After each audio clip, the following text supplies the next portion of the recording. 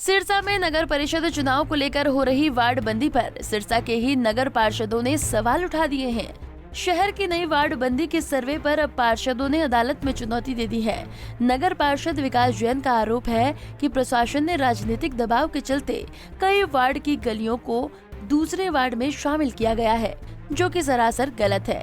विकास जैन ने आरोप लगाया है कि इन वार्ड बंदी में काफी आपत्तियां दर्ज कराई गई थी, लेकिन प्रशासन ने किसी भी आपत्ति पर संतोषजनक जवाब नहीं दिया और प्रशासन ने सरकार को वार्ड बंदी करने के लिए रिपोर्ट बनाकर भेज दी और सरकार ने वार्ड बंदी को मंजूर भी कर लिया है। अब उन्होंने सिरसा शहर में नई वार्ड बंदी के सर्वे को अदालत में चुनौती दी है। वार्ड बंदी तो जी शहर की जनसंख्या मतलब एरिया बढ़ा दिया गया था, उसके हिसाब से हर एक वार्ड का क्षेत्रफल बढ़ना था, परंतु कुछ राजनीतिक लोगों ने वार्ड बंदी प्रॉपर गलती कर दी, क्योंकि जैसे थोड़ा थोड़ा एरिया बढ़ाया जाना था। इसमें कई वार्ड हैं, उसमें तो जैसे वार्ड नंबर 16 था पुराना सहगल साहब का, उसको 4 टुकड़ों में बांट दिया। इसी तरह जो मेरा वार्ड नंबर 15 था, जो अब 16 घोषित हो गया, वो 1973 ज्योग्राफिकल एक्ट के हिसाब से अब मेरा वार्ड, मेरा घर है जी आर्य समाज रोड पे, शहर का मिडल है, और वहाँ से लेके उसको जोड़ दिया तकरीबन पंचायत भवन और चतरगढ़ पट्टी तक। तो अगर मान लो कोई चतरगढ़ पट्टी का आदमी अगर एमसी बन जाता है तो यहाँ के लोग या बच्चे महिलाएं उनको जाने में बहुत दिक्कत होगी। इसी तरह अगर यहाँ का बन जाता तो उनको, और ये 1973 एक्ट प्रॉपर सही बात ये बोलता है भाई वार्ड बंदी इस तरह होनी चाहिए वहाँ के रहने वाले लोगों के लिए एमसी से मिलना मतलब सुविधाजनक हो।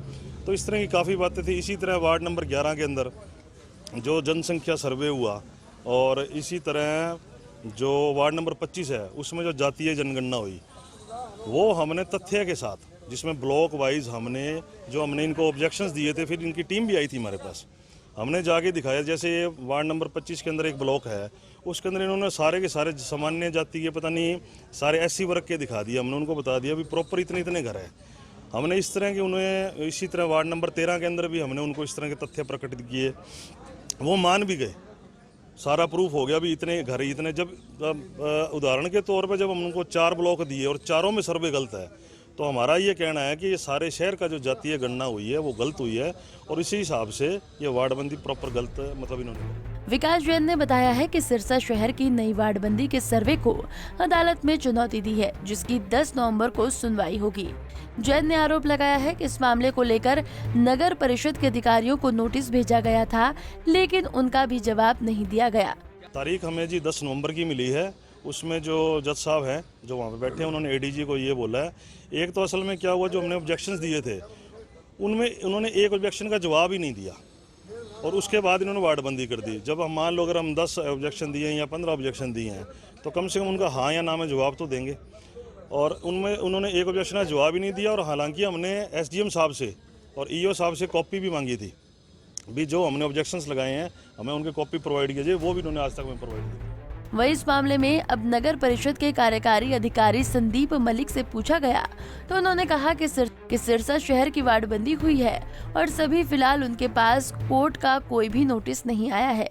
वार्ड बंदी सभी वार्डों की हुई थी पूरे सिरसा शहर में, और जो याचिका लगाई है उस बारे में अभी हमारे पास लिखित रूप से कोई जानकारी नगर परिषद की प्राप्त नहीं। बहरहाल सिरसा शहर में हुई ये वार्ड बंदी पार्षद विकास जैन के आरोपों के बाद सवालों के घेरे में आ गई है। अब ये सवाल कोर्ट तक चला गया है और 10 नवंबर को इस मामले की सुनवाई होगी। अब देखना होगा कि इस मामले में क्या सामने आता है और किन किन अधिकारियों पर गाज गिरती है। सिरसा से सतनाम सिंह, पंजाब केसरी टीवी। हमसे जुड़े रहने के लिए हमारे YouTube चैनल को सब्सक्राइब करें और नई वीडियो की नोटिफिकेशन के लिए बेल आइकॉन को दबाएं। अगर आप ये वीडियो Facebook पर देख रहे हैं तो लाइक जरूर करें और ज्यादा से ज्यादा शेयर करें। धन्यवाद।